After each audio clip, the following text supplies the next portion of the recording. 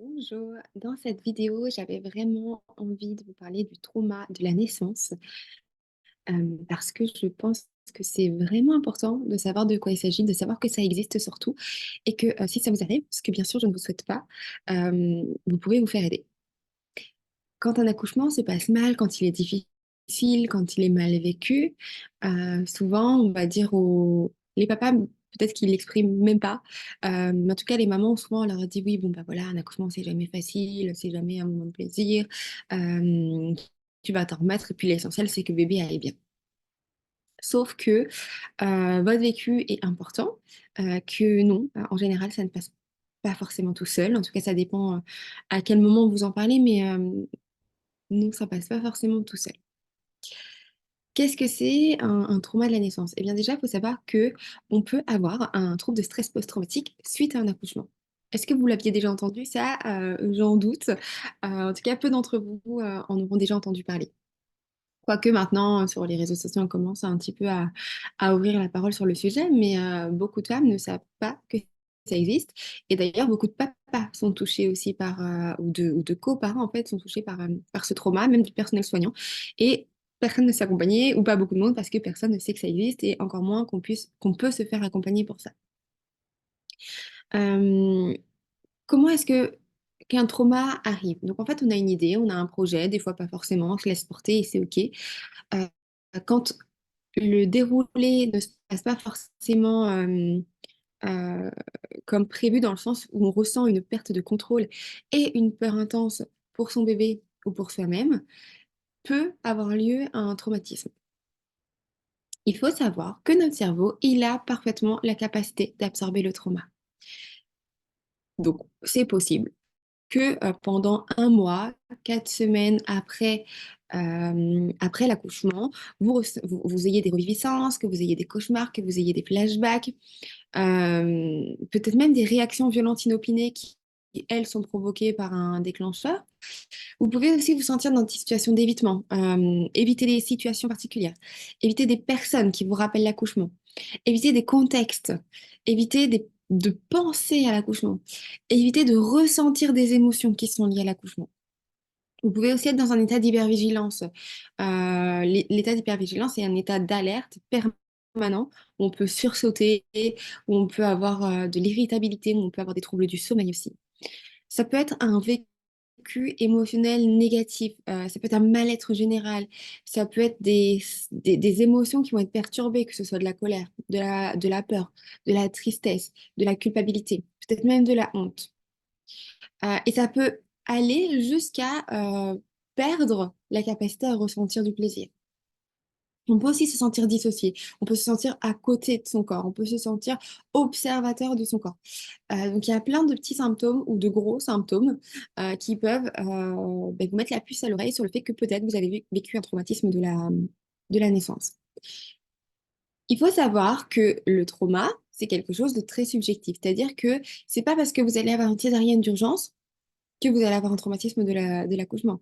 C'est pas parce que tout se passe de l'extérieur merveilleusement bien que vous avez eu un accouchement de rêve sans intervention médicale, euh, un accouchement rapide, peu importe en fait ce que vous imaginez comme un accouchement de rêve, mais de l'extérieur, votre accouchement peut être absolument parfait, et pour autant, vous l'avez mal vécu. Il y a peut-être quelque chose, un mot, une émotion, à un moment donné, une peur, qui fait que vous ressentez un traumatisme autour de cette naissance, que vous ayez trouvé votre accouchement difficile euh, émotionnellement.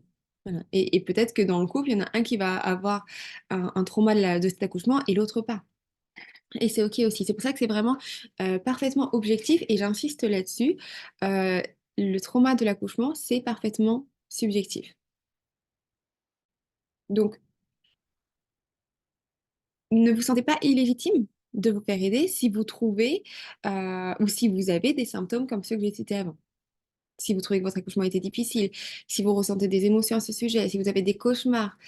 En fait, il faut savoir que donc le cerveau a la capacité d'absorber le trauma, d'intégrer le trauma. Tout ça, ça peut arriver dans les 4, 6 semaines maximum qui suit la naissance. OK, c'est le temps que le cerveau fasse son job, puisse intégrer. À ce moment-là aussi, en postpartum, notre cerveau, il y a un peu moins de ressources parce que toute notre attention est focalisée sur le bébé, on est fatigué, on dort peut-être pas très bien. Il faut se remettre de l'accouchement, on a eu 9 mois de grossesse avant, tout est bouleversé, tout est nouveau. Soit on devient une famille, soit on agrandit la famille, mais en tout cas, c'est pas le moment où on a le plus de ressources. Donc, de 4 à 6 semaines, voilà, c'est le temps qu'il peut falloir au cerveau pour intégrer une émotion qui a été très forte, une peur intense. En tout cas, ce ressenti de perte de contrôle aussi, et qui fait que peut-être on a encore les larmes aux yeux quand on en parle, peut-être qu'on n'arrive même pas à en parler aussi. Et si vous n'arrivez pas à en parler, si on vous demande de raconter votre accouchement et que vous ne vous sentez pas de faire, ne le faites pas. La parole peut permettre, plus si vous vous sentez de le raconter, plus vous allez le raconter, plus ça donnera de possibilités à votre cerveau de l'intégrer.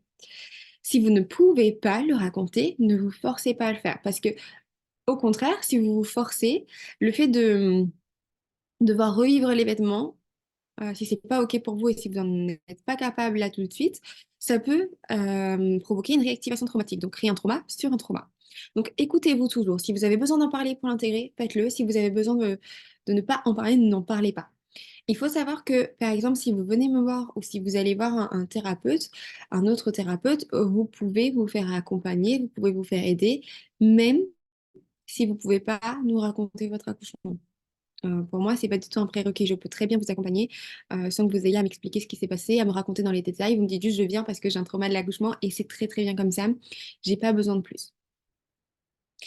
Donc voilà, il faut savoir que si ces symptômes-là, ils perdurent après 4 à 6 semaines, on est sur du trouble de stress post-traumatique. En général, un trouble de stress post-traumatique, ça ne s'efface pas tout seul, ça ne disparaît pas tout seul. Ça veut dire que vous avez besoin d'un petit coup de pouce. Peut-être aussi que ça ira pendant quelques temps, quelques mois, et puis qu'à chaque date anniversaire de votre enfant, euh, ça ressurgisse, que vous sentiez mal, que les émotions reviennent avec force, que vous vous sentiez dans l'ambivalence en fait par rapport à son anniversaire.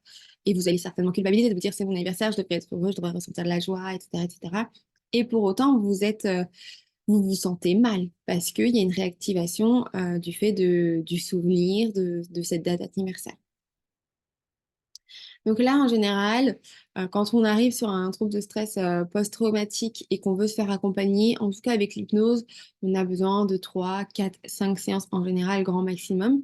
Si vous venez tout de suite le premier mois après l'accouchement, il y a de grandes chances finalement que votre cerveau puisse faire le travail.